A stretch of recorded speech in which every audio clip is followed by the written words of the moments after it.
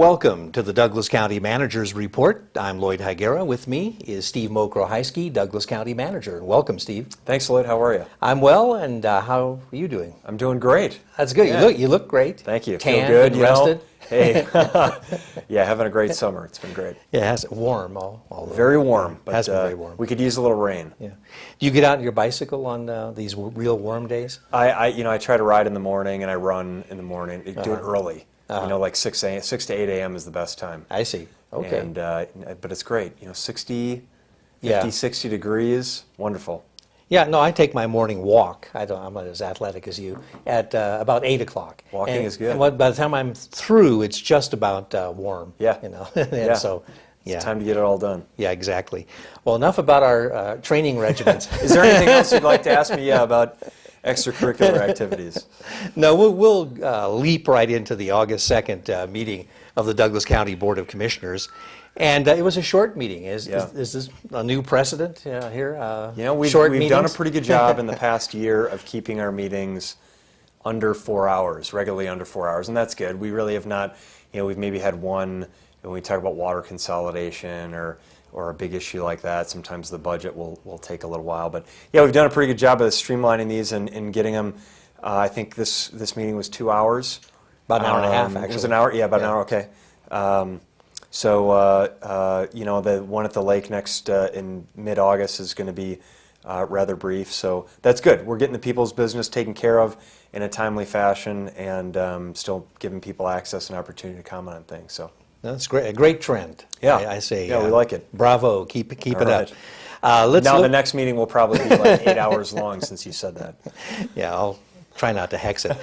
August 2nd, commissioners heard a presentation on the status of the North Douglas County and Carson City Waterline intertie project. We haven't talked about that in a while, so how's it all going? It's going well, and this was an opportunity for our staff to give an update on the project. It's a significant project of regional importance, and the intent really is to provide water from the town of Minden to Douglas County residents in the East Valley area, to Indian Hills residents, and to Carson City. And so the issue goes back to needing to deal with arsenic compliance, federal arsenic compliance requirements for East Valley customers on Douglas County system and for Indian Hills, as well as water needs for Carson City. And so this helps address those issues and alleviate Indian Hills and Douglas County's need to have an arsenic treatment plant, because the town of Minden's water is really high quality, doesn't have arsenic issues. Town of Minden also has had an issue with putting their water rights to beneficial use, and there was a concern if they didn't put their water rights to beneficial use that they would lose access to all of those water rights. So this really has been a marriage of convenience and solved a number of challenges from all of these different entities. And I think it's worked well. It's been logistically challenging, of course, to get all these parties together. There's an interlocal agreements between Douglas County, Town of Minden, Indian Hills, Carson City, and the Carson Water Subconservancy.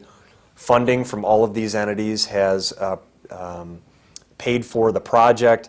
And, again, it's to connect, to run a pipeline from the town of Minden all the way north, basically along the Hayborn Road alignment, and connect with Carson City. About an $18 million project, and so our staff gave an update on this. The original agreements were put in effect on January 21st, 2010. It's about an $18 million agreement or project. There's funding from the Carson Water Subconservancy, from the Redevelopment Agency, and from bonds. That's Douglas County's portion, and then the other entities are contributing their portions to that project. And if you'd like, Lloyd, I could just give you a quick update on the sections of the project that have been complete and where those are at. Well, that's great. That was my next question: is all that pipe in the ground, or does it still have a way to go? A number of the sections have been completed. Section 1, the 30-inch water line to Indian Hills, is complete, and we now are providing water, wholesale water from the town of Minden, that goes through Douglas County's pipe connected to Indian Hills, is now being provided. So Indian Hills is now in compliance with the arsenic standard. That was the challenge they had there, is they had arsenic in their water.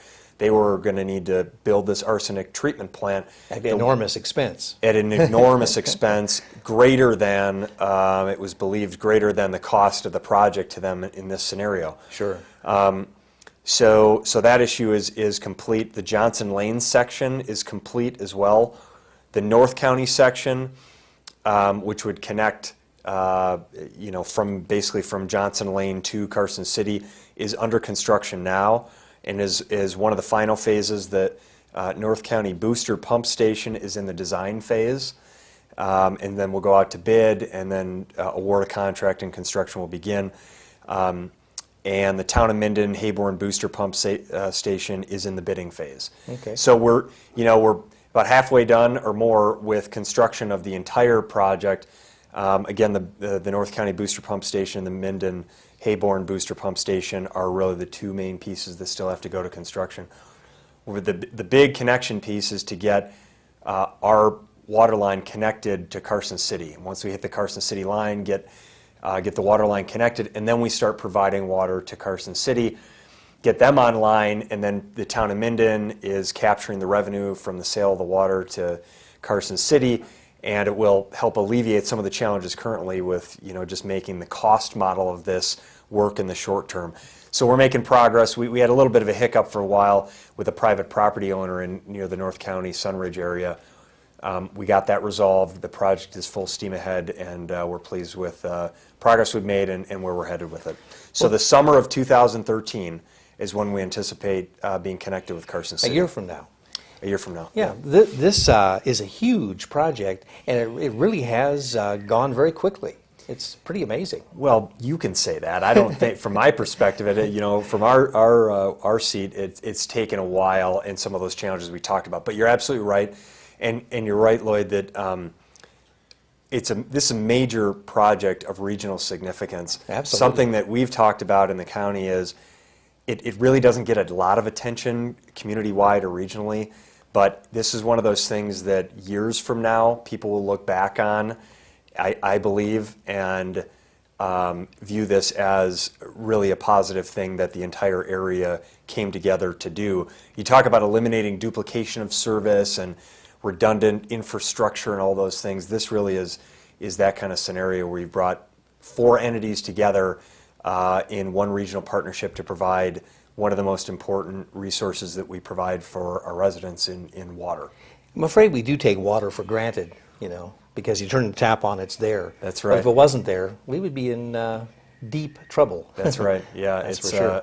And water is a challenge. We actually have quality water in northern Nevada, but we're blessed, for that. So it's been a very good partnership. Continue to work through some issues, but we're making progress. No, it's a win-win-win situation, and rather historic too. Yeah. The whole thing. Yeah, great project. Let's hope our community senior center goes as well. All right. Yeah. We're working on that one too. Yeah, I know. Yeah. We'll talk about that later. Good. Back to the meeting of August 2nd, there was another presentation from the executive director of the Carson Valley Visitors Authority. This was on the power of tourism and Carson Valley's new brand. So we have a new brand, do we? We do. The Carson Valley Visitors Authority has pursued this effort for the past 9 months. And they contracted with a firm that has a great national reputation to do a lot of background research, analysis, interviews with residents and visitors, and come up with a new brand for the Carson Valley. And so they unveiled this at our board meeting in August, and the Carson Valley's new brand will be rugged, relaxed, and reachable. Okay. And so that's sort of the tagline for it, and you put all those together, and that really makes sense. There's a lot of work that's been put behind it. This is just part of the report here, but a lot of information. I think it's over 200 pages of research and documentation that they've done. Some really interesting things, though. Let me share some of these. The research themes that they identified: natural beauty, authentic nature, outdoor adventure, Western heritage, openness. They said openness was one of the best assets that we have in the Carson Valley.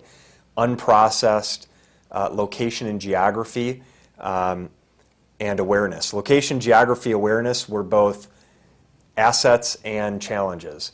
that we have. So, but those were all things they identified as consistent themes for us. They talked about the different communities.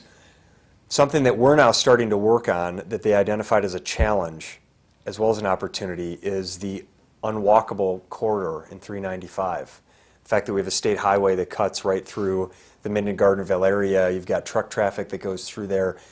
And it's really a challenge for pedestrians to move around there. So making downtowns more pedestrian friendly was something that they identified. The Muller Parkway would help with that if that would get finished. Well, and portions someday. of that are being constructed now. But this is I'd encourage folks to talk to the Carson Valley Visitors Authority if they're interested in more information. But it was very well received by our board, and I think it's been generally well received by the community at large, businesses and residents. And it kind of puts together the historic, rugged aspects, old world aspects of our community, as well as the great amenities that we have here and services that are available to residents and visitors. So the Visitors Authority will roll this out and continue with marketing efforts. There's some great advertisements and promotional items that they'll pursue in addition to this, but we look forward to promoting our message of being rugged, relaxed, and reachable. Sounds kind of nice, doesn't it? Yeah, it does sound like I want to go there. Yeah. Oh, I am here. You live here. That's right. Lucky us. Lucky us, indeed.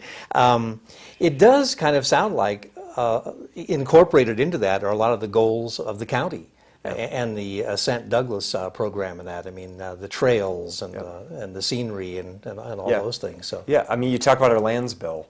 We're trying to preserve another 15,000 acres of historic ranch land that has not only aesthetic value for the valley, but significant environmental benefit to the community and floodplain management resource issues. So the lands bill is something that you talk about preserving the open space aspects and really developing the areas that don't have a lot of conservation value and maintaining development in certain areas where appropriate.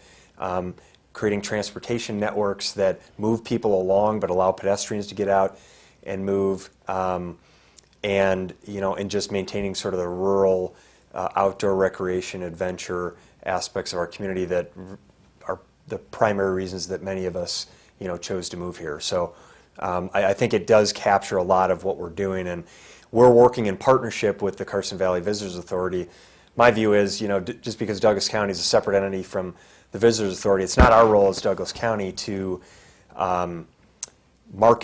actively market the Carson Valley and attract visitors and tourists, but it is our role to coordinate with those entities and make sure that what we're doing is consistent and complementary to what the Visitors Authorities are doing. So, AJ Farrell's a great guy who was just hired as the new executive director of the Carson Valley Visitors Authority. He's doing a good job, and look forward to our partnership with them and moving all these efforts forward. Well, it'd be interesting to see all that, come to fruition. Yeah. Also, at the commissioners' meeting, commissioners decided to send a letter of support to the Governor's Office of Economic Development, asking for economic incentives for the Life Enhancement Products Incorporated. Mm-hmm. So is this a new business coming to Nevada? It's a new business. They're actually here now. Oh, okay. They're in the Carson Valley Business Park off of Johnson Lane. So they're here in the valley? They're here in the Carson Valley. They are a Life Enhancement Products Incorporated, as you said, is the name of the group. They're a manufacturer and distributor of natural supplements, vitamins and other supplements. About 20 jobs. The average wage for the jobs is a little over $22 an hour, so a pretty good paying job there. They're making an estimated real estate investment of $1.1 million for in their land and buildings, and they've made over $70,000 in improvements to the buildings that they moved into. Their annual payroll is estimated about $917,000, and then their 5-year estimate is about $4.6 million over 5 years for payroll. So this was a letter of support that the board approved to submit to the Governor's Office of Economic Development. This was under AB 449, the assembly bill that created the Governor's Office of Economic Development in the last legislative session. And put forward $10 million in catalyst funds, which we'll have on our next board agenda, and allowed for other economic incentives to recruit businesses to Nevada. So, so they're requesting a modified business tax abatement as well as a grant for the Train Employees Now grant. So we're supporting those efforts, and we're really pleased to have this business in our community. The perfect kind of business to come to our community too. I mean, Right. don't have to worry about smokestacks and Yep, all that. that's type what we of like, thing. a clean business that doesn't Right. pollute. They have good paying jobs. We don't necessarily need we would love another GE or Starbucks type facility, that are great contributors economically and otherwise to the community. But those are really difficult to get. You look at Apple in Washoe County. Huge business, huge resource, but they also, gave up $85 million in tax incentives to get them to go there, and so challenges with that. So we're doing our best to recruit both small, mid, and large size businesses, in addition to do whatever we can do to help our existing businesses grow. And that's one of the keys, I think, to economic development, is not just recruiting new businesses to come here, but how do we help our businesses, small, medium, and large, generate additional. And you can do that in some ways by connecting existing businesses with each other. And we're trying to do this with GE and other manufacturers that are already here, manufacturers that provide products that, for example, GE is purchasing overseas. Well, what if a local company that manufactures the same products could contract with GE to sell their products locally to them, and then you have a local relationship. So that's great, for those businesses if it works out from a business standpoint, but it's also great for our community because it creates stability and hopefully additional jobs and revenue here in our community. So just, a little information on what we're trying to do to pursue more economic development and jobs here. Great. Well, meanwhile, back at the meeting, commissioners heard a presentation on the Carson City Resource Management Plan. This was from the BLM, the Bureau of Land Management. Now, does that plan include Douglas County? It does, and BLM, to their credit, they've been pretty good to work with, recognizing that there's a significant amount of federal land under the jurisdiction of the Bureau of Land Management within Douglas County and in other areas of Nevada, and so they're working with local communities in Nevada to develop these resource management plans, engaging the local jurisdictions and their residents on how federal properties are managed, where there's access to federal properties for recreational or other purposes, where there isn't access, restricted areas, the appropriate use. So that's really what this was a presentation to our board and public about the effort, the public engagement effort to develop this resource management plan. And then our board approved a memorandum of understanding to enter into ultimately an agreement with BLM on this resource management plan and how the land will be managed and the coordination between the entities. And we're also working with BLM on law enforcement related issues. How do we make sure that there's law enforcement of federal lands? Because BLM is not a law enforcement agency, right? They've got a lot of acreage of federal land in Douglas County, but they don't provide law enforcement services for those areas. So a lot of coordination there with that federal agency, and I think it's a strong effort. Will Douglas County have some input into this plan? Yeah, we have, and we have Okay. at the staff level had an opportunity to meet with BLM and coordinate on this effort. And I'll also give the contact information for any of our residents who may have questions or want to provide input. Their website is blm.gov. The contact there are three contact people: Chris McCallier, Leon Thomas, and Colleen Sievers. They're all with the BLM Carson City District. Here's the email address. It's a little long, but I'll just give it for anyone who's watching and wants to contact them.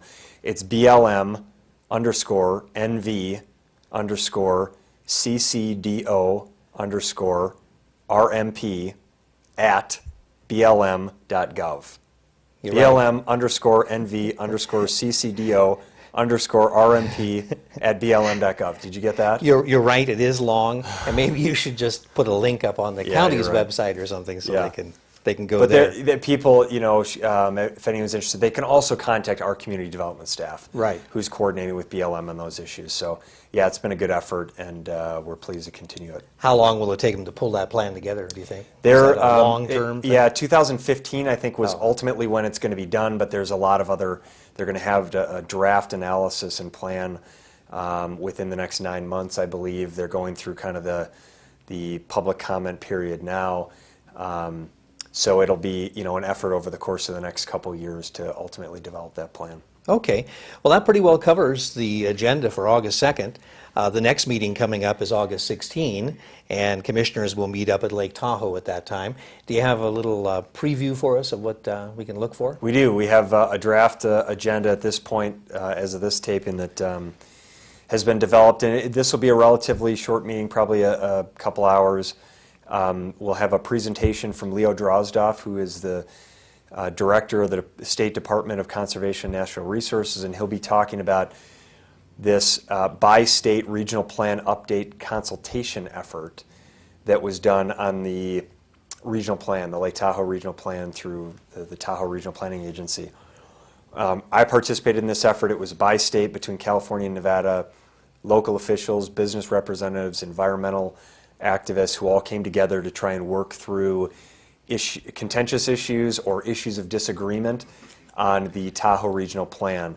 So I would really encourage anyone particularly interested in the regional plan update to attend that presentation. That'll be at the front of the meeting from Director Drozdoff from the state. So we'll hear an update on that. We'll also get the Northern Nevada Development Authority Regional Plan.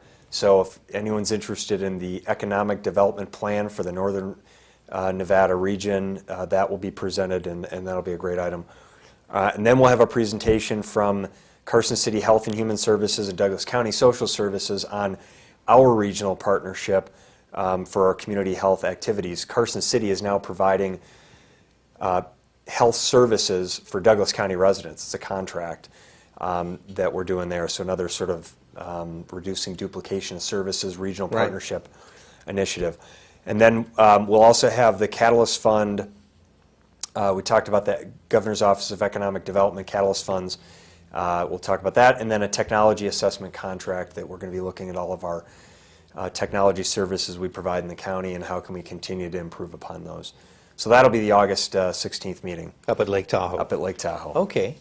We do have a little extra time here, and I thought maybe we could talk about the county's website.